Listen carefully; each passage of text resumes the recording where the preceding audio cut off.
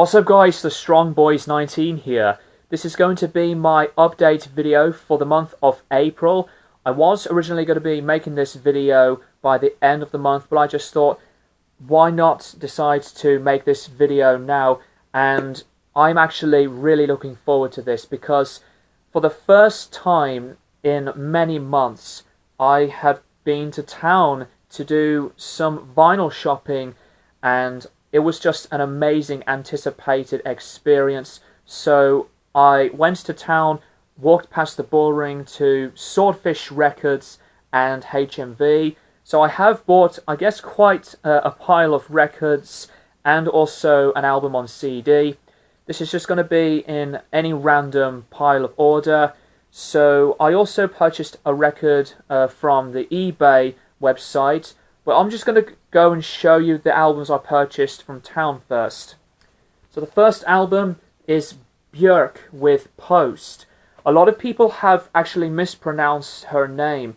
They say Bjork, but according to some of the interviews, she pronounces her name that way as Bjerk. But anyways, this is her actual second studio album, and this is possibly my absolute main favorite Bjerk album. And this is definitely a classic. It's one of my favorites of all time. And I have to say that while Bjerk may be challenging for a lot of people, I still think that she's one of those very admirably creative and adventurous artists in the whole experimental aspect onto making art, and especially with the look of the artworks to the music itself. But I absolutely do love this album from start to finish, and for those fans out there, you can't really go wrong with this album. I mean, a lot of people possibly will say that this is her best album, or maybe Homogenic, but I really do love this album. So this is Björk's second album, amazing album at that, of Post.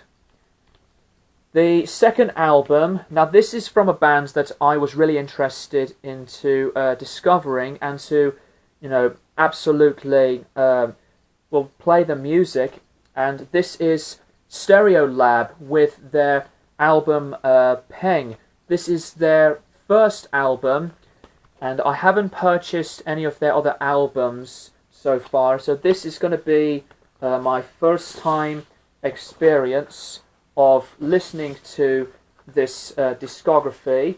I was really interested to still discover so many different artists and bands. So with Stereolab, this is one of the bands that was really interesting for my absolute attention and the main interest to discover more and more different bands. So I am looking forward and anticipated enough to play this album and to collect some more of their albums. Now these three I've purchased from Swordfish Records.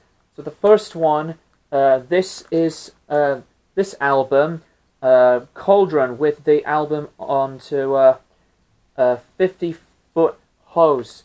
I'm not very familiar with this band and album yet, but actually the band's 50-Foot Hose, I'm not really into this band yet, so this is my first time journey to listen to them. And this is, as you can see, that this says like a electro psych opus, but I am really interested to discover this band and really anticipate myself to play the album.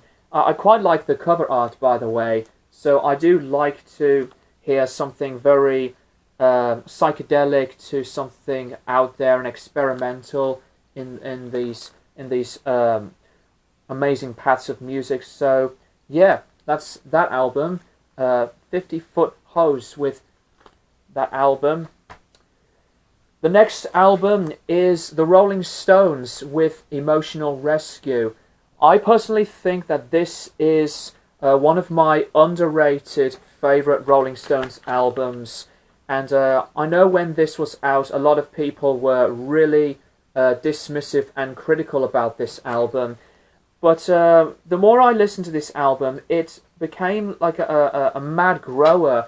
It's not a classic album by any of these marks, but I do like a lot of the tracks for what they are, and I think that some of their later albums after the classic periods of their discography, Emotional Rescue is very underrated in my opinion, and I really do like this album, so that's why I decided to purchase this.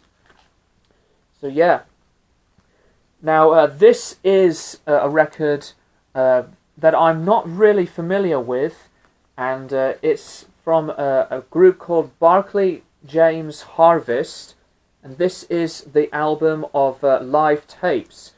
I really have no idea what to personally expect, so I can't really say anything about this very much, but I guess I am looking forward to actually listen to this music, and if you have been listening to this or been very familiar with Berkeley James Harvest, let me know what you think, because this is going to be my first time playing experience with this one. So yeah, so this is the only record that I have purchased from eBay, and this is from one of my favorite guitar players of all time. I just had to purchase this. This album is John Mclaughlin with Passion, Grace and Fire, and this was released on the Philips label, and I will show you it right here. But this is some absolutely incredible and just an abstractly acoustic flamenco jazz phenomenal style of music. It's always one of those albums that you would really get some absolutely intriguing connections with, and I do love this record. If you haven't been familiar with John Mclaughlin on any of his solo stuff, check out some of his stuff, and I do love listening to some stuff of his solos wise, and also with the Mahavishnu Orchestra. But Passion, Grace and Fire is definitely one of those amazing albums that you would definitely need to purchase and to check out. So this is just an absolute phenomenal album. So the last album that I purchased on CD, this was from Swordfish Records, and this album is Vespertine by Bjerk. This is another amazing record, absolutely one of those creative and abstract experimental artist type of sounds of albums, as with a lot of her solo stuff is, but this is one of my favorite albums from her discography, and I think this is maybe one of those possibly top three favorite picks, so highly recommend this one as well. Vespertine by Bjerk. So that is it, guys. That's my update video for today, and as always, well, thank you guys for watching, and I'm going to be doing some more album reviews really soon if I am in the absolute positive mood to make more videos, but I will be doing some more as best as I can. So yeah, as always, I'll keep you guys posted for more videos in the near future.